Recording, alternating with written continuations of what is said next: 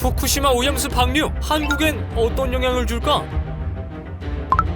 안녕하세요. 국내 최대 생동상상시험 머지 플랫폼 메디시보입니다. 일본 후쿠시마 원전 오염수 방류가 임박하면서 때 아닌 소금 대란이 벌어졌습니다. 바다로 쏟아진 방사능에 노출된 천일염을 먹을 수 있다는 우려가 확산되면서 소금 사재기 현상이 벌어졌고 전국적으로 품귀 현상이 빚어지고 있는 건데요. 전문가들은 오염수 방류로 인한 천일염 오염에 대해 과학적이지 않은 괴담성 정보라고 일축했지만 사람들의 불안감은 좀처럼 사그라들지 않고 있습니다. 오늘은 메디시보가 후쿠시마 오염수 방류와 그 피해 예상에 대해 알려드리도록 하겠습니다. 2011년 3월 11일 일본 독북부 지방을 관통한 대규모 지진과 쓰나미로 인해 후쿠시마 원자력 발전소가 폭발해 대규모 방사능이 누출된 사고가 있었습니다. 후쿠시마 원전 사고는 체르노빌 원전 사고와 같은 7등급의 최고 위험 수준의 사고로 당시 이로 인해 수많은 피해가 발생됐고 현재도 진행 중인데요. 이렇다 보니 사고가 일어난 일본뿐 아니라 바로 옆 나라인 우리나라 국민들도 불안을 떠안아야 했죠. 최악의 원전 사고 발생 12년 후인 현재 일본은 후쿠시마 원전 오염수를 6월부터 바다에 방류한다는 계획을 발표해 국제적으로 논란이 일었습니다.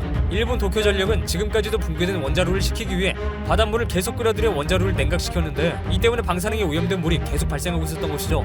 오염수 저장고 용량이 한계치에 이르면서 일본은 바다로 방류하는 방법을 선택했고 해저 터널을 건설했습니다. 일본은 이 해저 터널을 통해 앞으로 30년에 걸쳐 오염류를 방류할 계획이라고 밝혔습니다.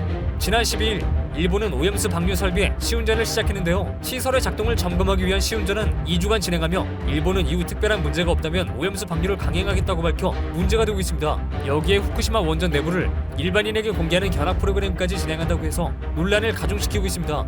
그렇다면 원전 오염수는 환경과 인체에 어떤 영향을 미치는 걸까요?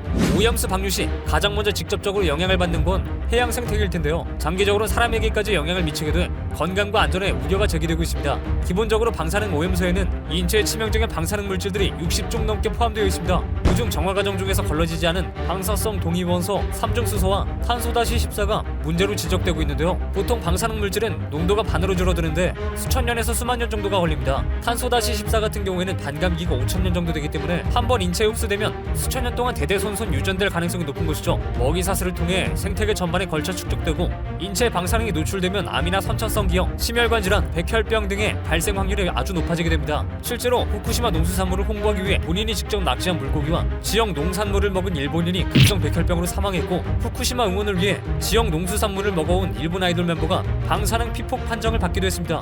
이상으로 후쿠시마 오염수 방류에 대한 내용을 간략히 소개해드렸는데요. 어떤 것보다 가장 우선시돼야 하는 것은 국민의 건강과 안전입니다. 오염수 방류에 대한 국민의 불안을 해소하기 위해 정부의 철저한 모니터링과 대비책이 마련되어야 할 것입니다. 지금까지 생동성시험 참여하고 사례비도 받아가는 플랫폼 메디시보였습니다. 구독과 좋아요, 알림 설정 잊지 마시고 다음에도 더 유익한 정보로 찾아오겠습니다. 감사합니다.